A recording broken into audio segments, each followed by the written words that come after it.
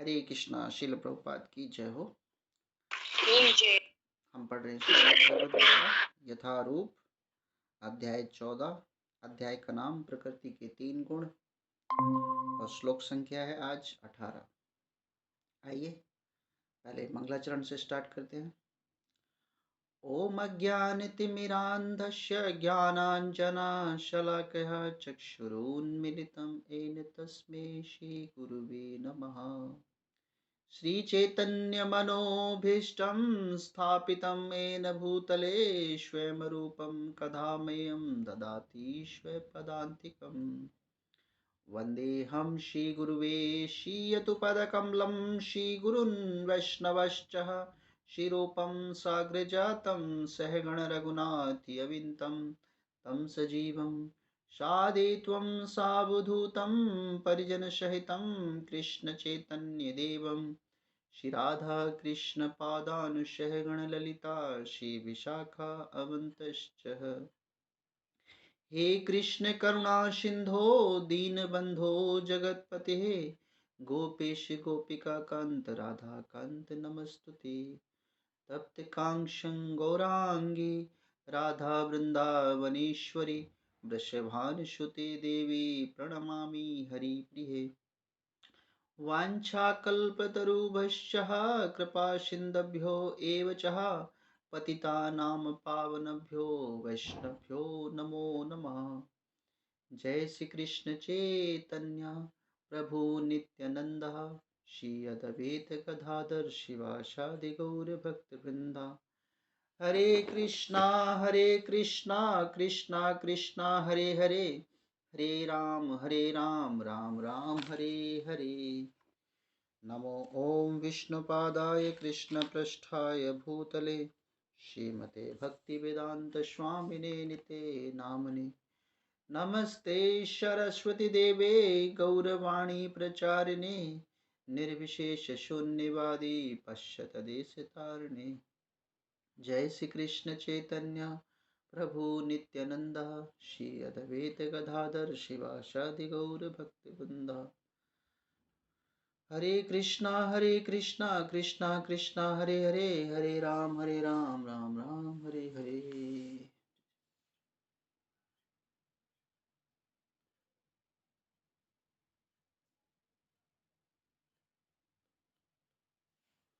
हरे कृष्णा। श्रील प्रभुपाद की जय हो।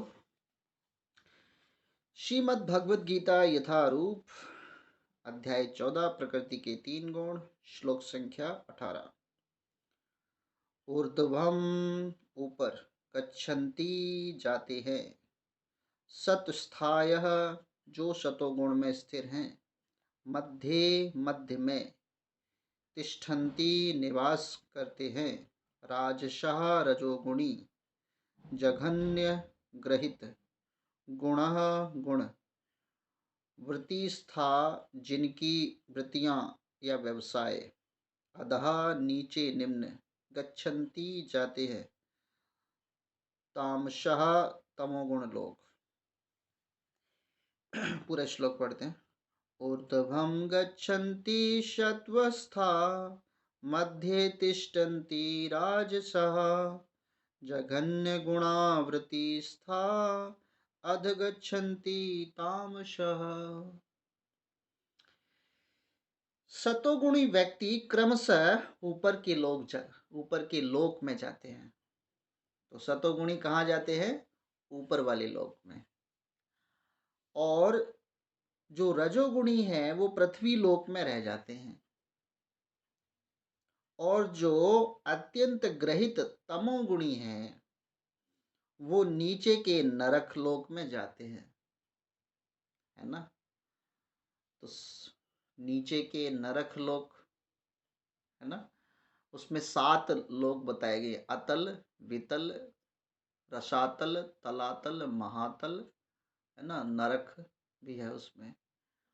और ऊपर के लोग, भगवान का सबसे ऊपर क्या है? वैकुंठ धाम, वो लोग वृंदावन धाम, उसके बाद वैकुंठ धाम, ब्रह्म ज्योति, शिवलोक, ब्रह्मलोक, है ना, फिर देवलोक।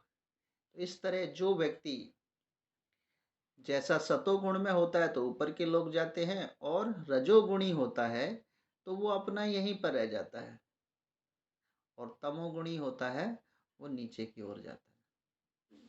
तो समझना चाहिए कि हमें क्या बनना चाहिए। तो सतोगुणी से भी ऊपर के धरातल पे जाने की कोशिश करना चाहिए। ऊपर के धरातल कहने का मतलब क्या है कि वो कहाँ जाना चाहिए? भगवान के निकट। भगवान के निकट का मतलब हरे कृष्णा। हरे कृष्णा प्रभु जी, सर्व सतोगुण। हाँ जी, माता जी ने बिल्कुल सही बताया। तो वो सर्व सतोगुण में जाना चाहिए। जो व्यक्ति सर्व सतोगुण में जाएगा तब वो भगवान का क्या करेगा? सानिध्य कर पाएगा, उसके अलावा वो नहीं कर पाएगा। तो इस प्रकार व्यक्ति अपने भगवान कृष्ण के सानिध्य में रहता है, भगवान कृष्ण की सेवा करता है, और वो सर्व सतोगुण की ओर प्रस्थान करता है। भगवान कृष्ण की भक्ति करेगा, कृष्ण भावनामृत में लीन रहेगा, तब तब वैकुंठ धाम, गोलोक वृंदावन धाम ये होता है। आइए तात्पर्य को समझते हैं। तात्पर्य श्रील प्रभुपाद के माध्यम से। श्रील प्रभुपाद की जय। इस श्लोक में तीनों गुणों के कर्मों को स्पष्ट रूप से बताया गया है। ऊपर के लोकों या स्वर्ग लोक में प्रत्येक व्यक्ति अत्यंत उन्नत होता है। ऊपर के लोकों में कोई व्यक्ति जाता है तो वो क्या है? उन्नति है। और जीवों में जिस मात्रा में सतोगुण का विकास होता है, उसी प्रकार विभिन्न स्वर्ग लोकों में भेजा जाता है। सर्वोच्च लोक सत्यलोक या ब्रह्मलोक है, जहां इस ब्रह्मांड के प्रधान व्यक्ति ब्रह्मा जी निवास करते हैं।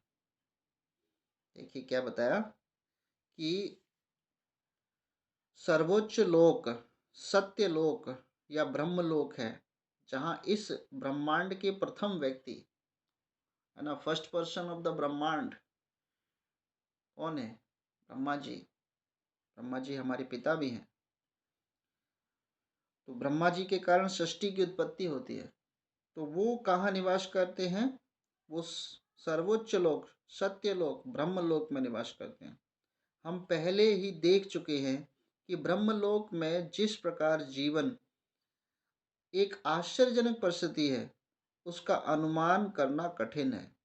तो भी सतोगुण नामक जीव की सर्वोच्च अवस्था हमें वहां तक पहुंचाती है। तो उस ब्रह्मा जी के सतोगुण में व्यक्ति अगर रहता है तो ब्रह्मा जी के लोक तक वो पहुंच सकता है, लेकिन अभी वो कृष्ण के लोक में नहीं पहुंचा। सतोगुण वाला व्यक्ति कृष्ण के लोक में नहीं पहुंचा, ब्रह्म लोक तक पहुंच गया है वो। हरे कृष्णा। एक मिनट।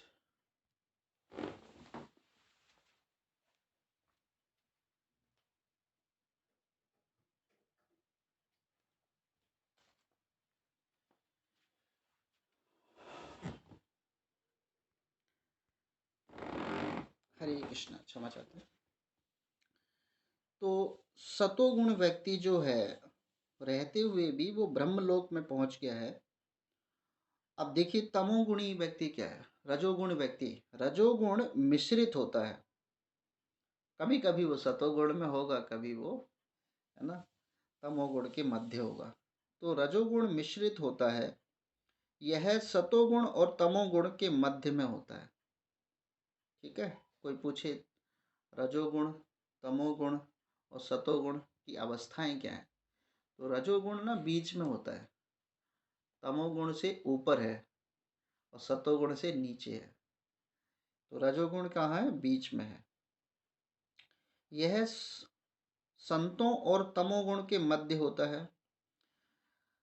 मनुष्य सदैव शुद्ध नहीं होता, लेकिन यदि वह पूर्णतः रजोगुणी हो तो इस पृथ्वी पर केवल राजा या धनी व्यक्ति के रूप में रहता है।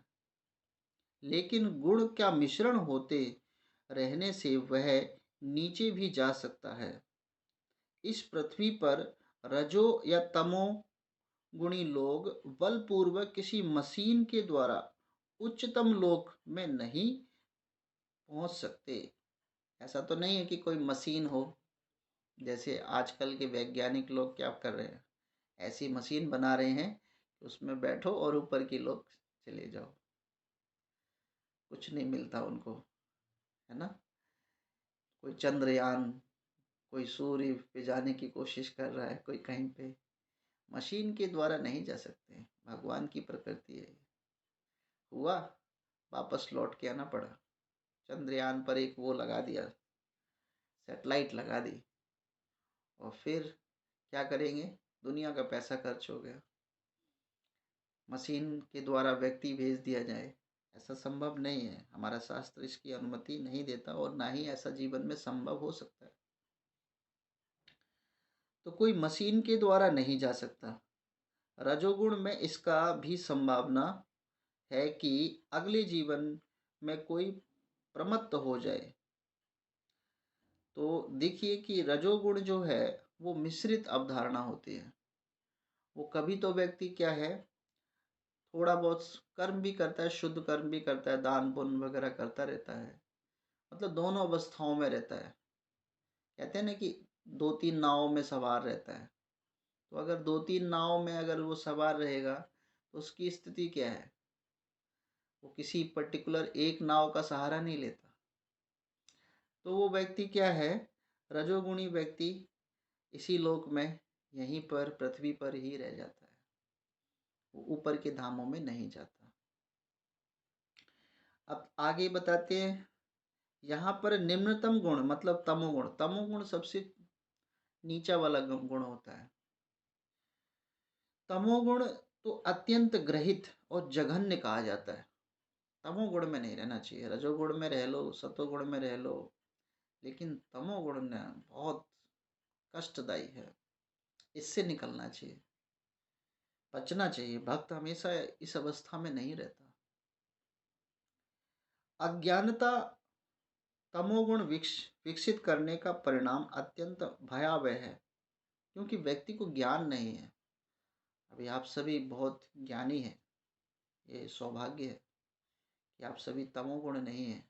कम से कम ये गारंटेड है कि नीचे के लोकों में नहीं जाएंगे, नरक लोक में नहीं जाएंगे, ये मेरा प्रमाण है। अगर आप सभी यहाँ पर जुड़े रहे ना, तो रियलिटी बोल रहा हूँ कि नरक की यात्रा नहीं कर सकते। हरि बोल। हरे कृष्णा। तो तमोगुणी व्यक्ति नहीं हो सकते, क्योंकि कृष्ण भावनामृत को हम छोड़ने वाले नहीं है, प्रभुपाद के चरणों को पकड़े हुए हैं। तो ज्ञान तो अज्ञानता से तो दूर हो जाएंगे, तो हमें कहीं ना कहीं एहसास रहेगा। तमोगुणी व्यक्ति को एहसास भी नहीं होता है, वो अपराध कर देता है लेकिन उसको कोई चिंता नहीं है। वो किसी की गर्दन काट देगा, उसको कोई कष्ट नहीं है। किसी का धन लूट लेगा, कोई कष्ट नहीं है। किसी के साथ कुछ भी कर देगा, उसको तो बड़ा मजा आता है। जानवर जैसी प्रवृत्ति है तमोगुण। तो तमोगुण व्यक्ति जो है वो नीचे के लोक में जाता है, और व्यक्ति को कम से कम तमोगुण तो नहीं होना चाहिए। ये अवस्था बड़ी भयावह अवस्था है, नरक की यातनाएं सहनी पड़ती है। तो श्रीमद् भगवद गीता का जो भी पठन पाठन पढ़ता है, सुनता है, वो व्यक्ति कभी भी तमोगुणी नहीं होता। उसके अंदर ज्ञान तो होता है ना। कृष्ण की गीत है, ये गीता नहीं है, कृष्ण का गीत है। भगवान ने गीत गाया और वो गीत हमें भी गाना है। तो निम्नतम लोक में नहीं जाता है, यह प्रकृति के निम्नतम गुण है। मनुष्य योनि से नीचे पक्षियां, पशु, सरीसृप, वृक्ष आदि 80 लाख योनियां हैं। 80 लाख योनियां मनुष्य से। और तमोगुण का विकास के अनुसार ही लोगों को यह अधम योनियां प्राप्त होती रहती हैं। तो देखिए, ये प्रमाण दे रहा हूं मैं कि ना तो आप पक्षी बनेंगे, ना पशु बनेंगे, न सरीसृप या वृक्ष बनेंगे। तो तमोगुणी व्यक्ति कभी भी इन छोटी मोटी कीट योनियों में नहीं जाता है ना, कीट योनियों में नहीं जाएगा। यह इसका सूचक है। जो उच्चतम गुणों तक ऊपर उठकर निरंतर तमोगुण में ही बने रहते हैं, वह भविष्य में अत्यंत अंधकार में होते हैं। क्या बताया? जो उच्चतर गुणों तक ऊपर न उठ, जो उच्चतर ऊपर के गुणों में नहीं जाता, मतलब सतोगुण या रजोगुण में नहीं जाता, वो निरंतर तमोगुण में बना रहता है, उसका भविष्य बिल्कुल अंधकार में होता है। तमोगुणी और रजोगुणी लोगों के लिए सतोगुणी बनने का सुअवसर है। तमोगुणी और रजोगुणी व्यक्तियों के लिए, भक्तों के लिए सुअवसर क्या है? सतोगुणी बनने का सुअवसर है, और यह कृष्ण भावनामृत विधि से मिल सकता है। सतोगुणी बन भी कैसे सकते हैं? केवल कृष्ण भावना। कहते संसार में सभी लोग प्रचार करते हैं, बोला कभी चोरी मत करो, कभी किसी का धन मत लूटो, ऐसा मत करो। नेता लोग ये कहते हैं। नेता लोग, हमारे प्रभुपाद क्या कहते हैं? हमारे प्रभुपाद कहते हैं कि आप सब भक्त बन जाओ, और जब व्यक्ति भक्त बन जाएगा तो वो ना तो चोरी करेगा, ना किसी का धन लूटेगा, ना कोई अपराध करेगा। ये जो सरकार है ना, वो गलत ज्ञान देती है। उसको बोलना चाहिए कि भक्त बन जाओ, भगवान के भक्त बनो, शिक्षा प्राप्त करो, गीता सुनो।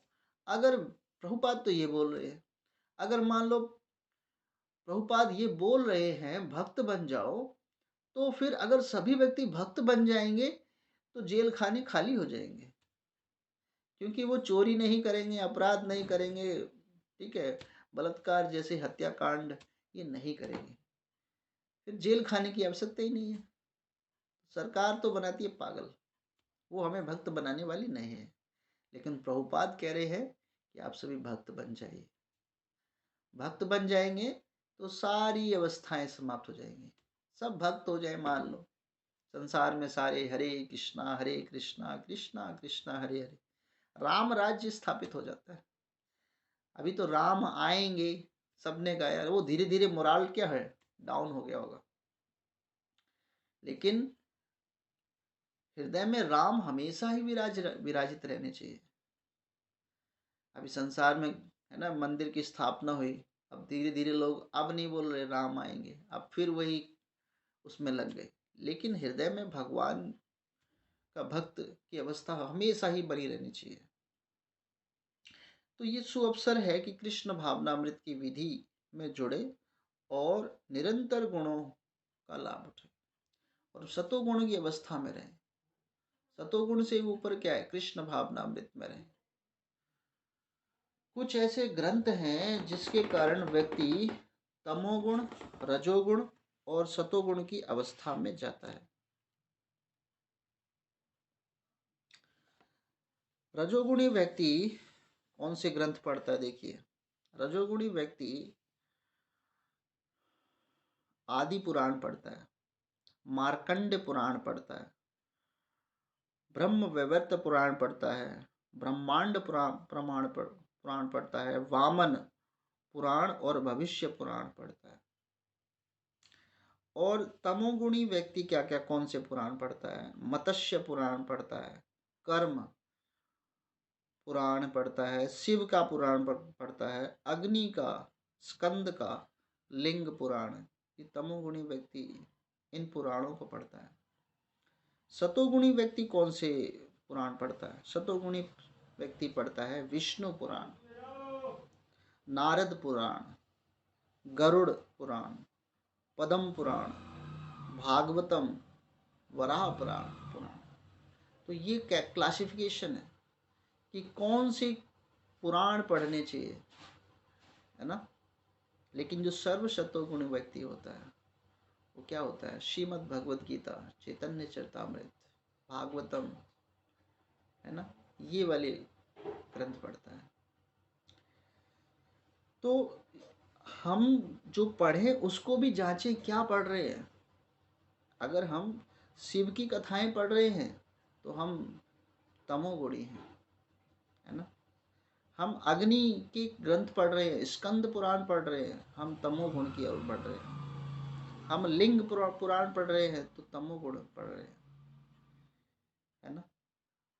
लेकिन अगर हम रजोगुण में पढ़ रहे हैं, मार्कंड पुराण पढ़ रहे हैं, ब्रह्मांड प्रमाण पुराण पढ़ रहे हैं, वामन या भविष्य, है ना, आदि पुराण, ये तो फिर रजोगुणी है। लेकिन जो भक्त होता है वो ना तो तमोगुणी और ना रजोगुणी, वो क्या कोशिश करता है, सतोगुणी या सर्वोत्तम शतोगुणी की ओर बढ़ता है। इतने सारे पुराण पढ़कर होगा भी क्या, इतना बड़ा जीवन नहीं है। ठीक है, गीता पढ़ लो, समझ लो, 4-5 श्लोक याद कर लो। जिसने भी गीता के 4-5 श्लोक भी याद कर लिए ना, तो वो पूछा जाएगा, एंट्री गेट पे पूछा जाएगा, दरवाजा लगा होगा, बोले हाँ हम प्रभुपाद की गीता पढ़ के आए। बोले पढ़ी है, सुनाओ श्लोक, पढ़ाओ, सुनाओ। तो 4-5 श्लोक तो भक्तों को याद होने चाहिए, है ना। है या कि नहीं है, बस पूछा जाएगा, गेट पे खड़े होंगे प्रभुपाद, बोलेंगे अच्छा तुमने पढ़ी है तो सुनाओ। तो कोई सी श्लोक याद है, किस किस को याद है? कृष्णा प्रभु जी, एक आध तो याद है, लेकिन जब पूछे वहां पर तो भूल गए, तब प्रभु जी क्या होगा हमारा। हाँ, अभ्यास, अभ्यास करना है ना। पहला श्लोक तो सबको याद होगा। क्या है पहला श्लोक? प्रभु जी हरे कृष्णा प्रभु जी। हाँ जी माता जी, हरे कृष्णा। प्रभु हाँ जी माता जी। जी करिए हमें, मतलब इतनी आपने कहा तो हमें, मतलब प्रभु जी बहुत अच्छा लग रहा है, मतलब सुनाने का मौका मिल रहा प्रभु जी। हाँ जी माता जी, सुनाइए। धृतराष्ट्र उवाच धर्मक्षेत्रे कुरुक्षेत्रे संवेतायुत्सवा मामका पांडवाश्चैव किम कुर्वत संजय। धृतराष्ट्र ने कहा, हे संजय, मैं धर्म की क्षेत्र भूमि कुरुक्षेत्र में मेरे तथा पांडु पुत्र एकत्रित हुए, उन्होंने क्या किया? प्रभु जी क्षमा कीजिए। जी माता जी, बहुत बढ़िया, अर्थ के साथ याद है, बहुत बढ़िया। और प्रीति माता जी तो पहुंच गई, है ना। हरे कृष्णा। और कोई भक्त, टिकट मिल रही है भगवान के धाम की? और किसको याद है? हरे कृष्णा प्रभु जी। हरे कृष्णा माता जी। अब पहला श्लोक नहीं बोलना है, और कोई दूसरा बोलना है। प्रभु जी दूसरा। हाँ जी। काले समय, प्रभु जी हमें तो भूल ही जा। अंतकाले च मावेव स्मरण मुक्त्वा कलेवरम। स्मरण मुक्त्वा कलेवरम या प्रयाति सा मधुभावम ना यात्रयंत संचय। प्रभु जी गलत है पीछे। अंतकाले च मावेव स्मरण मुक्त्वा कलेवरम या प्रयाति सा मत भावम यात्री नास्त संशय। चलिए कोई नहीं, आधी टिकट मिली है, पूरी नहीं मिली है। हरे कृष्णा। और कोई?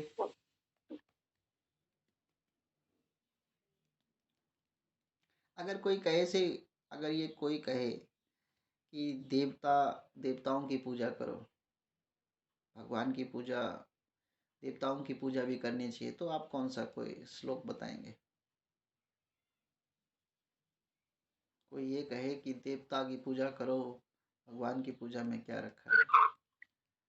उसमें प्रभु जी, हाँ। प्रभु जी वही वाला है, देवी ऐसा ही गुणमयी माया दुत, ये वाला है प्रभु। नहीं ये तो नहीं, ये नहीं, बताइए। कामे नहीं ते पता। ते हत ज्ञाना प्रपदन्ते अन्य देवता तम तम नियमम स्थाय प्रकृते नियता स्वया। गीता का, गीता का मतलब पूरा समरी क्या है, निष्कर्ष क्या है, लास्ट का निष्कर्ष क्या है एक श्लोक में, गीता का निष्कर्ष।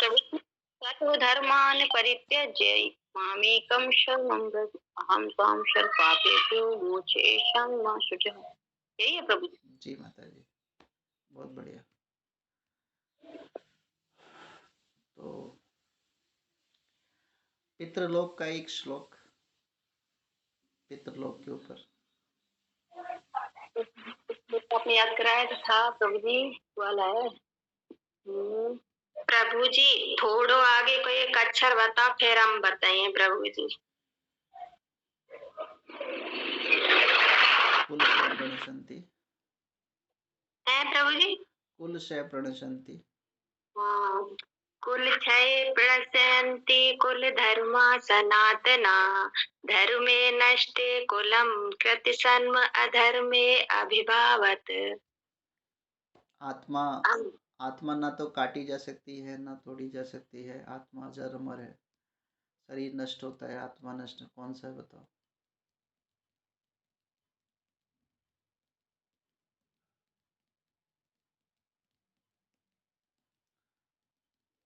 वसांसी जीर्णानि यथा विहाः, है ना, श्रीमद् भगवत गीता दूसरे अध्याय का श्लोक है, 22वां श्लोक। याद है। हरे कृष्णा प्रभु जी। हाँ जी माता जी। हमने माइक म्यूट नहीं किया और सुनाने लगे। प्रभु इतना है। सुनाइए। नैनं छिद्यन्ति सहस्राणि नैनं दहति पावका न चैनं क्लेद्यन्त्यापो न शुष्यति मारुतः। हरे कृष्णा, बहुत बढ़िया। तो इस प्रकार जो है अपने जीवन में इस श्लोक भी याद करिए, ठीक है। आज का होमवर्क है कि आप श्रीमद् भगवत गीता से पहला श्लोक, श्रीमद् भगवत गीता का पहला श्लोक याद करेंगे और उसके बाद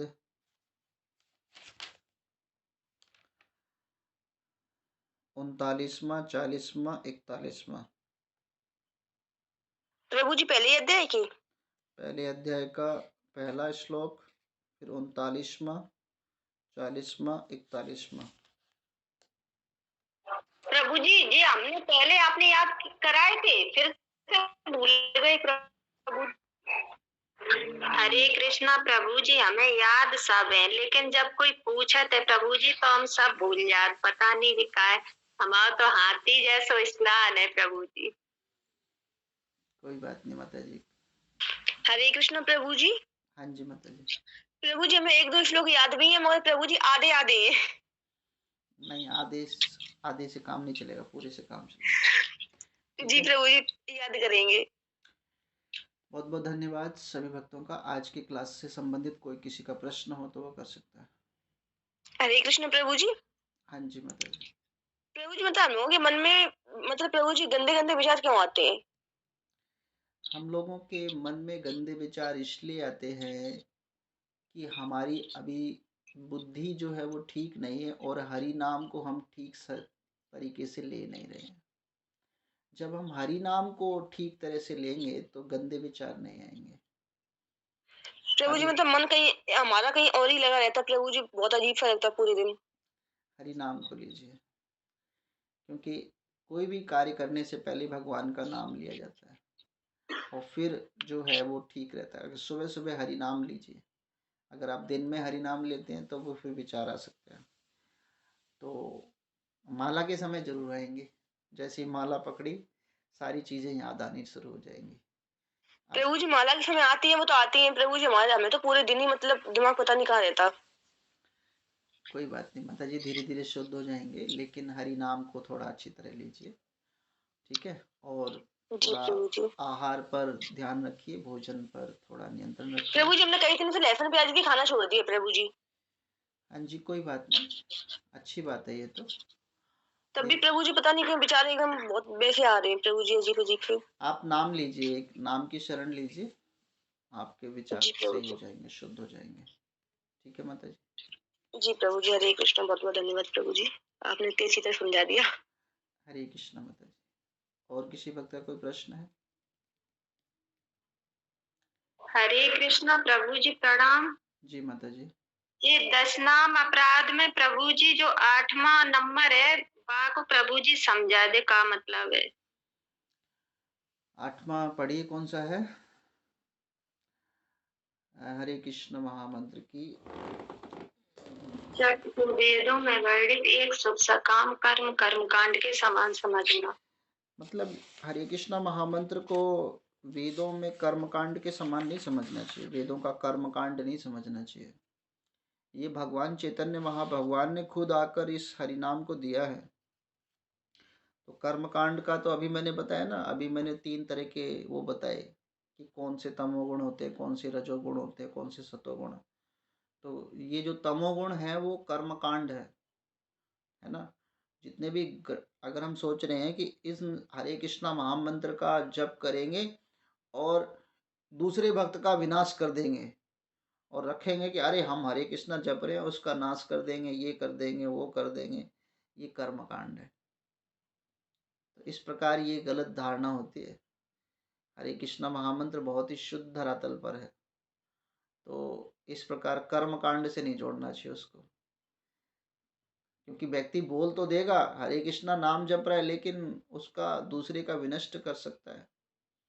अगर प्रभु से वो प्रार्थना कर रहा है बार बार, तो कर्मकांड ऐसे वगैरह नहीं करवाने चाहिए, है ना। जादू टोना वगैरह ये करते हैं, बोले हरि नाम ले रहे हैं। अभी हरि नाम में अपार शक्ति है। जैसे कोई बीमार पड़ जाता है, तो अगर वो ठीक हो सकता है तो फिर नरसिंह भगवान से प्रार्थना कर सकते हैं और अन्य भगवान से प्रार्थना कर सकते हैं। रवि प्रभु जी की जय हो। हरे कृष्णा। जय हो। तो लेकिन ये हरे कृष्णा महामंत्र का जो है वो इस तरह नहीं यूज करना चाहिए कर्मकांड के आधार पर, अपनी मनोवृत्ति को ठीक करने के लिए, अपने लाभ के लिए, ऐसा नहीं। दूसरे का नाश करो, अपना ठीक करो, ये कर्मकांड है। ठीक है माता जी। जी प्रभु जी, बढ़िया।